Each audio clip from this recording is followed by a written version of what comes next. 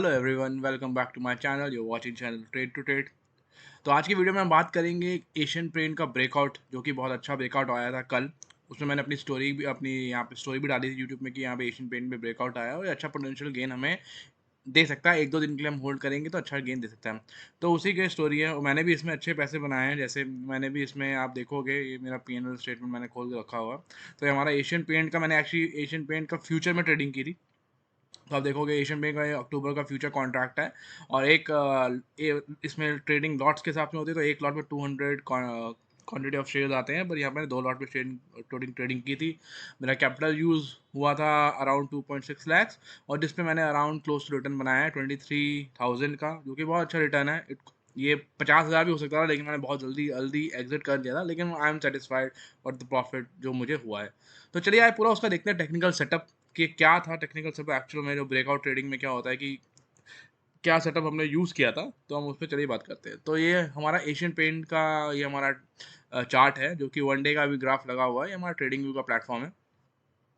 तो इसमें हमें क्या दिखता है, यहाँ पे आप देखोगे तो ये अभी कुछ दिन का ट्रेंड ऐसा चल रहा था। ये आप ट्रेंड देखोगे, आप मैं दिखाता हूँ, ये कुछ दिन का ये ट्रेंड है जो कि चल रहा है अराउंड अगस्त से। ये ऐसा ही इसी पैटर्न में चल रहा था, जो कि एक टाइप का कंसोलिडेशन पैटर्न है। क्योंकि आप देखोगे कि यहाँ से अगर देखो तो ये एक ऑलरेडी इतना बुलिश रन हुआ है, जो कि बुलिश रन चालू हुआ था हमारा जून से लेकर अपना अगस्त तक का। एक अच्छा बुलिश रन इसने दिखाया था, लेकिन अभी क्या है कि कंसोलिडेशन में चला गया था। और वो चीज़ आपको तब पता चलेगी जब आप उसमें रेगुलरली उसे अपने वॉचेस में रखोगे और फॉलो करोगे, तो ही आपको लगेगा कि स्टॉक में क्या हो रहा है। तो यहाँ पे मैं टेक्निकल के सेटअप के हिसाब से क्या दिख रहा था इस समय। तो हमारे को एक ट्रेंड लाइन थी, सिंपल ट्रेंड लाइन थी। ये ट्रेंड लाइन एक सिंपल ट्रेंड लाइन है। इसको हम ऐसे जोड़ दें तो एक टाइप का रेजिस्टेंस एक्ट करेगा ये, ठीक है ना। ये हमारी एक ट्रेंड लाइन, इसको मार्क कर देते हैं रेजिस्टेंस, ठीक है। तो यहाँ पे मैंने जो एंट्री की थी वो इस दिन करी थी, जो कि 26 सितंबर को है। और क्यों एंट्री करी थी आप देखोगे, अगर मैं इस कैंडल को मार्क करूँ, इस कैंडल को क्यों, क्योंकि यहाँ पे हमें breakout of a resistance line दिखा था यहाँ पे। अभी देखो ये कैंडल, हमेशा ये कैंडल क्या कर रही है, ब्रेक करने की कोशिश कर रही है इस resistance को। और ये एक अच्छा साइन है, एक अच्छा साइन है। क्योंकि यहाँ पे आप देखोगे नीचे से, आप देखोगे नीचे से भी एक अच्छी हमारे को ट्रेंड लाइन का हमारे सपोर्ट मिल रहा है। आप देखोगे ये भी एक टाइप की सपोर्ट को है। और यहाँ से अच्छा सा सपोर्ट लेके ये अपना इसको ब्रेक कर रहा है। तो ये हमारा एक हो गया कि एक ब्रेकआउट ट्रेडिंग का पार्ट हो गया कि अब ट्रेंड लाइन ब्रेक कर रहे हैं, एक स्टॉक हमारा ट्रेंड लाइन को ब्रेक कर रहा है, तो वहाँ पे एंट्री करना सबसे बेस्ट है। तो यहाँ पे एक ब्रेकआउट हो रहा था, अच्छी वॉल्यूम्स भी नीचे आ रही थी, तो मैंने इसी दिन 26 तारीख को एंट्री कर ली थी। चलिए अब चलते थोड़े छोटे टाइम फ्रेम पे, तो देख समझते हैं कि एक्चुअली हुआ क्या। तो आप देखोगे जो एक 1 आवर के टाइम फ्रेम में होगा, तो ये दिन था, ये पूरी कैंडल्स जो है हमारी 1 आवर की जो है, ये हमारे 26 तारीख की है। और इसी दिन मेरे यहाँ पे इस ब्रेकआउट पे कहीं आसपास मैंने एंट्री कर ली थी। तो अगला दिन आ गया, तो मैं इसको अगले दिन को मैं उसको एक्टिवेट कर देता हूँ, जहाँ पे आपको दिन का दिख जाए। एक मिनट, कहाँ पे है, where is date, appearance trading, हाँ सेशन ब्रेक्स। तो यहाँ पे इसे एक्टिवेट करते हैं। तो यहाँ पे क्या होगा, तो इस दिन हमारी कहीं एंट्री हुई है, जो कि ये 26 तारीख है।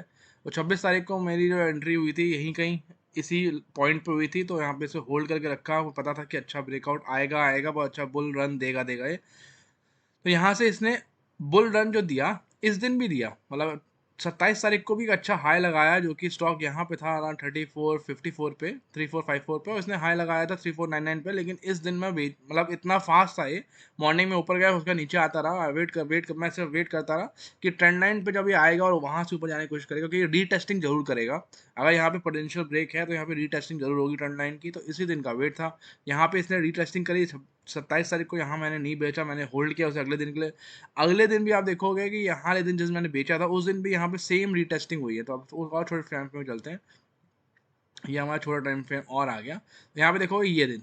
तो इस दिन आप देखोगे ये यहाँ पे ओपन हुआ 34 समथिंग, इसने अगेन इस ट्रेंड लाइन जो हमने पहले से बनाई हुई है उसकी रीटेस्टिंग की, तो और बुलिश मूव कंफर्म्ड हो गया कि यहाँ पे जो एक अच्छा रन आ सकता है, ठीक है ना। तो यहीं पे मैंने इस पोजीशन को होल्ड करके रखा और मैंने कहीं इस जोन पे जब ये कंसोलिडेट होने लग गया, यहाँ ऊपर कहीं, यहाँ कहीं मैंने अपना अपना वो बेच दिया, ठीक है ना। और उसके बाद भी देखोगे आप कितना अच्छा मूव दिया है, मतलब ये 23,000 मेरे क्लोज टू 50,000 प्लस हो जाते।